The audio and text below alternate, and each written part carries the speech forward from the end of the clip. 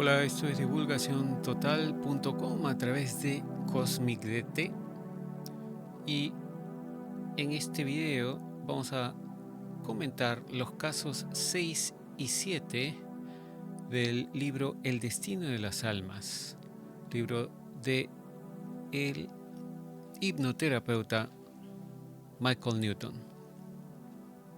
Y estábamos en la última oportunidad en que revisamos estos casos. Estábamos viendo cómo las almas de nuestros seres queridos y nuestras propias almas también, porque en realidad todos pasamos por este proceso, por lo visto, cómo las almas pueden consolar a sus seres queridos que todavía continúan sobreviviendo después de la muerte de una persona, ¿no? Y vamos entonces a lo que explica el doctor Newton con respecto al caso número 6. En este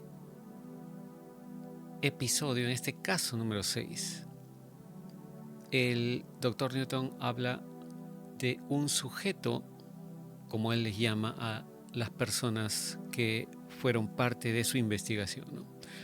Este sujeto era de nivel 5, es decir, era un alma un poco avanzada, un alma de nivel 5. Su nombre era Bud en su última vida o en su anterior vida, ¿no? Bud murió en una batalla en 1942 durante la Segunda Guerra Mundial. Y el caso de Bud involucra a su hermano, quien le sobrevivió, ¿no? Su hermano era un tipo soñador llamado Walt. Y Bud es un alma, se puede decir, experta en tejer sueños, por lo cual después de su muerte en el campo de batalla regresó a su hogar en el mundo espiritual e hizo preparativos para un método efectivo que pudiera servir para consolar a su hermano Walt. Este es uno de esos casos, dice el Dr. Newton, que me dio una mayor perspectiva de los métodos de integración sutil que las almas tejedoras de sueños pueden usar con las personas que duermen, las personas aún vivas que les sobreviven y en sueños, ¿no? Se pueden comunicar en sueños con ellas. Durante este caso, que ha sido condensado obviamente, dice el Dr. Newton, mi sujeto, mi paciente, describirá las técnicas de sueños que le enseñó su guía llamado Axinar. Estos nombres también de los guías a veces son un poco complicados. Esto me hace recordar los nombres cósmicos que nos explicaban qué es en el grupo Rama, el grupo del contacto Rama, ¿no? Que nos explicaban que vendría a ser el verdadero nombre de nuestras almas. Pero bueno, entonces en el diálogo entre el Dr. Newton y Bud, ¿no? Su paciente, el sujeto de su investigación, Dr. Newton le pregunta: ¿cómo piensas aliviar el dolor de tu hermano después de que retornes al mundo espiritual? Y el sujeto le dice: Axinar ha estado trabajando conmigo en una estrategia eficaz. Es muy delicado porque estamos con el duplicado de Walt. Ojo, fíjense las palabras que usa. El doctor Newton le pregunta: ¿te refieres a esa parte, con lo del duplicado, ¿no? ¿Te refieres a esa parte dual de la masa energética de Walt que se quedó en el mundo espiritual durante su encarnación en la Tierra? Sí, responde el paciente. Walt y yo estamos en el mismo grupo de almas. Empiezo por conectarme con su naturaleza dividida aquí para comunicarme más de cerca con la luz de Walt en la Tierra. Para los que no tengan claro este concepto, ya durante el primer libro de Michael Newton, El viaje de las almas, habíamos visto que aparentemente cuando encarnamos, una parte de nuestra alma nada más está dentro de nuestro cuerpo y el resto se queda en el mundo espiritual. Es increíble, ¿no? Pensar esto, pero parece que así funciona. Eh, si es así, tendría sentido lo del cordón de plata, etcétera, etcétera, que muchas veces se menciona en las experiencias cercanas a la muerte. Pero bueno, el doctor Newton le dice a Bud, por favor, explícame ese procedimiento, ¿no? Cómo se va a conectar. Entonces, Bud le dice, ¿no? Floto junto al lado del escondite o hasta el escondite donde está anclada su energía restante, esto es en el mundo espiritual obviamente, y me fusiono con él brevemente. Esto permite un registro perfecto de la impronta energética de Walt. Ya existe un vínculo telepático entre nosotros, pero quiero tener una alianza vibratoria más estrecha para cuando llegue a su lado. El doctor Newton le pregunta, ¿por qué deseas llevar contigo una impresión absolutamente precisa del patrón energético de Walt en tu regreso a la Tierra? Y le responde, para una conexión más fuerte, para tener una conexión más fuerte con los sueños que crearé. Y el doctor Newton le pregunta, ¿pero por qué la otra mitad de Walt no puede comunicarse consigo mismo en la Tierra en lugar de contigo? Y el sujeto bruscamente responde, eso no funciona bien. No es más que hablarse a uno mismo. No tiene ningún impacto, especialmente durante el sueño. Es una falla total. Entonces el doctor Newton le dice, muy bien, ya que la huella energética exacta de Walt está contigo, ¿qué sucede cuando vas hasta su cuerpo dormido? El paciente le dice, él se da vueltas y vueltas por la noche y sufre mucho por mi muerte. Axinar me entrenó para trabajar entre sueños porque él mismo hace esas transferencias de energía muy bien. Y el doctor le pregunta, ¿trabajas entre sueños? Y el paciente responde, sí, así puedo dejar mensajes en ambos lados de dos sueños diferentes y luego vincularlos para una mayor receptividad.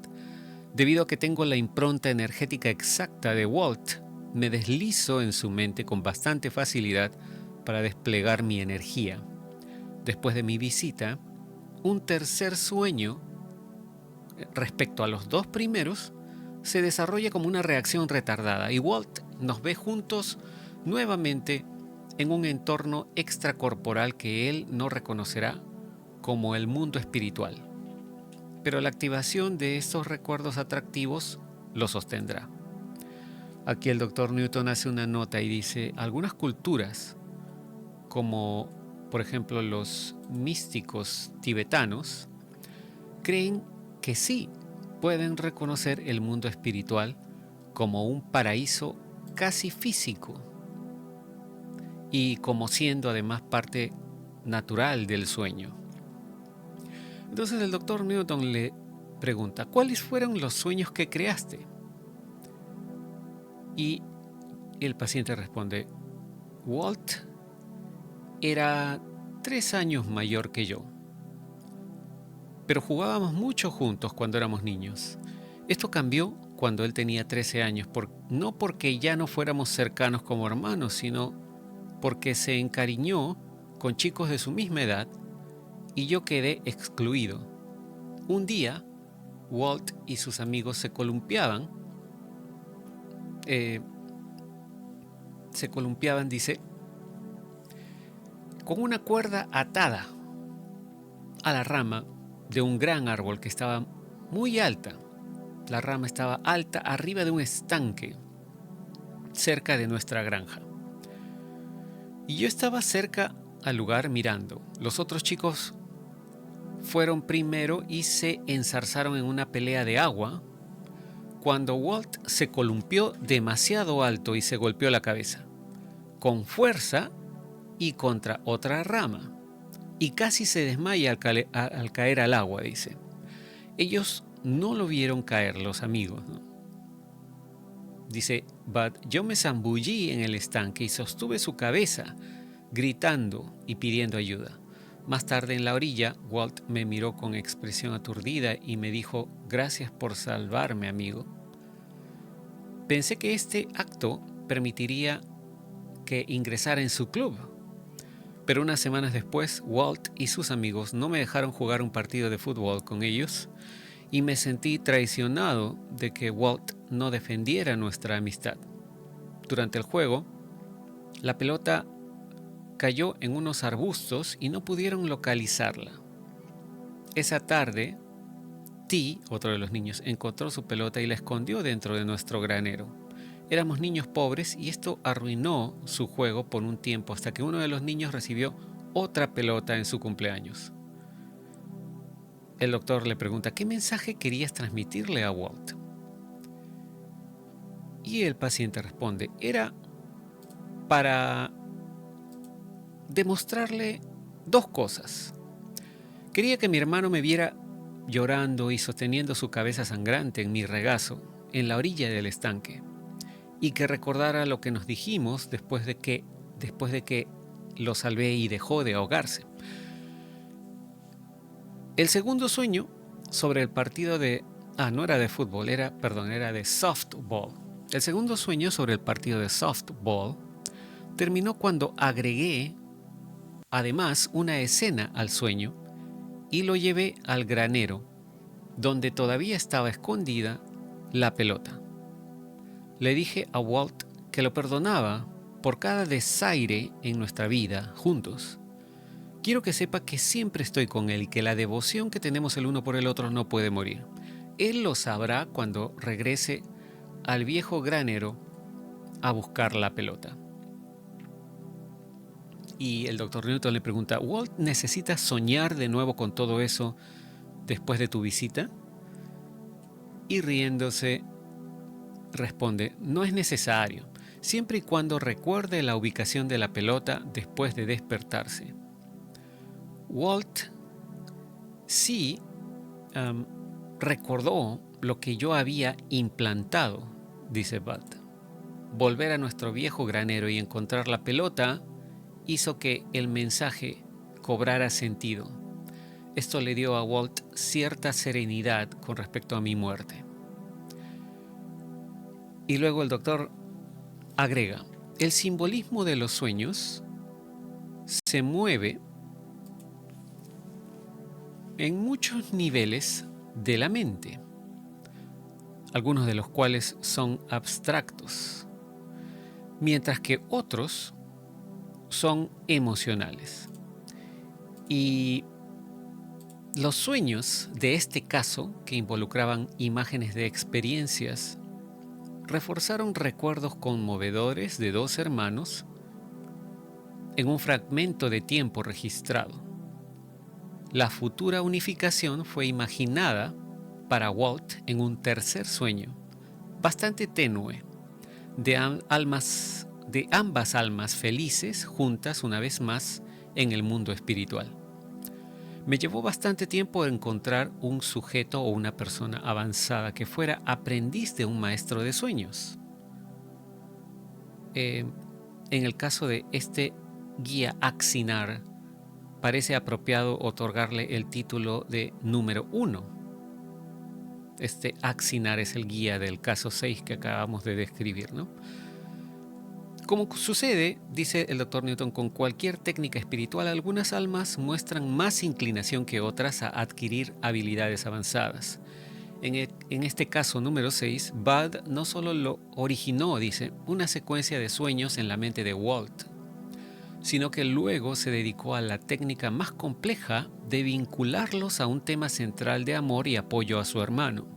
Finalmente, Bud proporcionó evidencia física de que estaba allí mediante el uso de una pelota de softball o béisbol, como le quieren llamar, escondida. No le quito nada a Silvia del caso número 5, dice el Dr. Newton, porque fue muy efectiva ella al entrar en el sueño de su madre para darle paz sin interrumpir a esta mujer que estaba soñando, a su mamá. Es solo que el caso 6 demostró más arte espiritual. Ahora, vamos a ver otro caso, y esto tiene que ver con la transferencia de información o comunicación a través de los niños. Cuando las almas tienen dificultades para llegar a la mente de un adulto atribulado, pueden recurrir a los niños como conductos para sus mensajes. Los niños son más receptivos a los espíritus porque no han sido condicionados a dudar o resistirse a lo sobrenatural. Con frecuencia, el joven elegido como conducto es un miembro de la familia del difunto. Esta situación es útil para el espíritu que está tratando de llegar a un pariente sobreviviente, especialmente en la misma casa.